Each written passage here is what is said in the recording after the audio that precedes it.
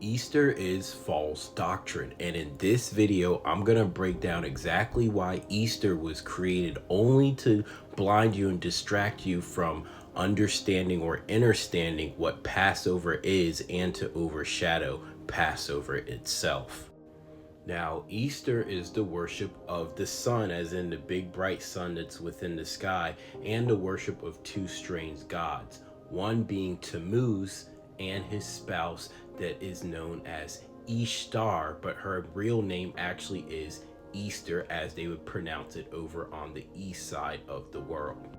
Now, the way the story goes is Tammuz, who is the god of vegetation and fertility, was loved and praised by the people of Earth.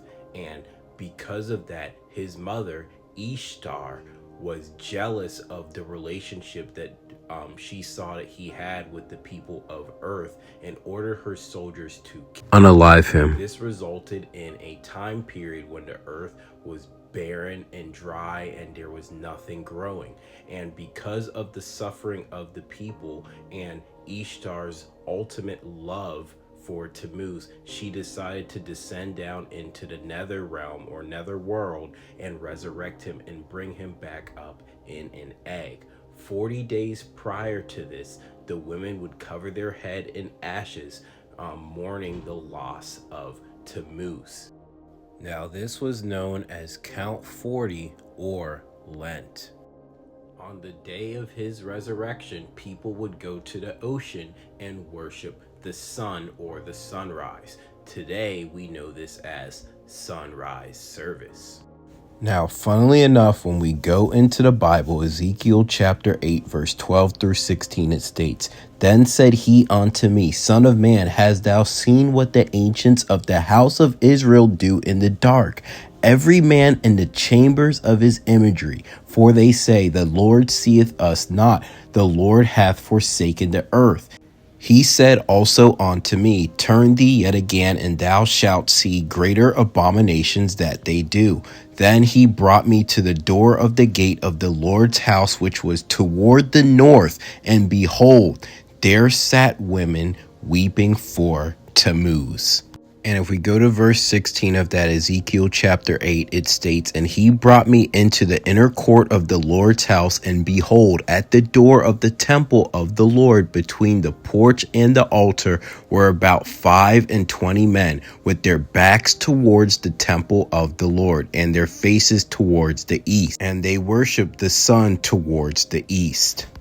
And it's just so funny how Bible scripture literally proves stuff to be true. The Bible's literally speaking out against this, showing how it's wrong, showing how it's bad, how this is not supposed to be done.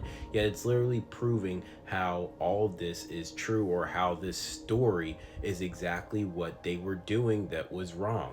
This is where the sunrise service comes from. This is where that Count 40 comes from. And the temples were filled with chicks and eggs and bunnies. And what's very ironic about bunnies is, anyone who knows about bunnies, and you can even go look it up, is they are known for their high drive when it comes to reproduction. And that's literally what they're known for. And that's also what they were worshiping or acknowledging during this holiday. That's why they had the eggs and the chicks and all that. It was representative of fertility. Another thing I could add in about Easter is how women were literally selling themselves within these temples. You see, but what Passover was telling us or symbolizing to us is the passing over from one side to the other, the breaking free of bondage of the lower mind, of the left side to the right. You see, one thing that Passover is known for is it talks about the Israelites escaping Egypt, well, being free from bondage, being free from slavery. This is a parable or symbolic of being free of those lower minded carnal thoughts. As it states, to be carnally minded is death, but to be spiritually minded is life and peace. So the old you has to die, and then you have to be resurrected or given life so that a new you can live. As it states, I am crucified with Christ. It is not I that live, but Christ that liveth in me. That which is born of the flesh is flesh, but that which is born of the spirit is spirit.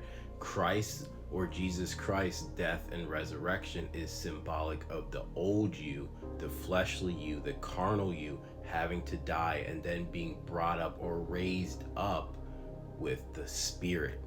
The transition from the left side of the brain or mind over to the right side. We also see this Passover parable in real life, going from cold, dead winter over into spring, in which there's new life. New life springs forward. And that's where the whole parable or story of Tammuz and Ishtar kind of plays into the world. The problem is people resorted to worshiping of the sun and of Tammuz and Ishtar. On December the 21st, the sun that is up in the sky will enter within the constellation called the Southern Cross, or the Crooks.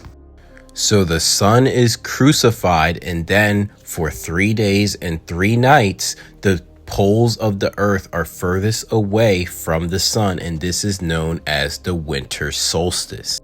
On December the 25th, the sun is quote-unquote born again and starts its trajectory back upwards. This is where the whole lie and indoctrination of Christmas came from, being Jesus Christ's birthday. And that's a whole nother subject that I'm not going to get into in this video, but the Bible speaks out on that as well. December 25th was actually acknowledging and recognizing the quote-unquote birth of the sun, like I said, from the winter solstice.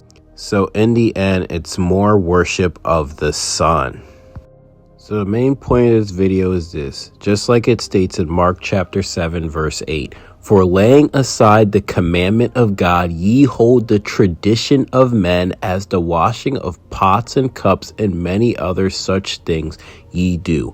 What does this mean? There's a bunch of people who are holding on to traditions that they don't even know about, but just because it's a tradition that's passed down from mom, dad, grandpa, grandma, their pastor does it, their church does it, their friends, their family do it, and it's what society does, what the world does, people just continue to engage in it blindly without even knowing the history behind it or why they do it.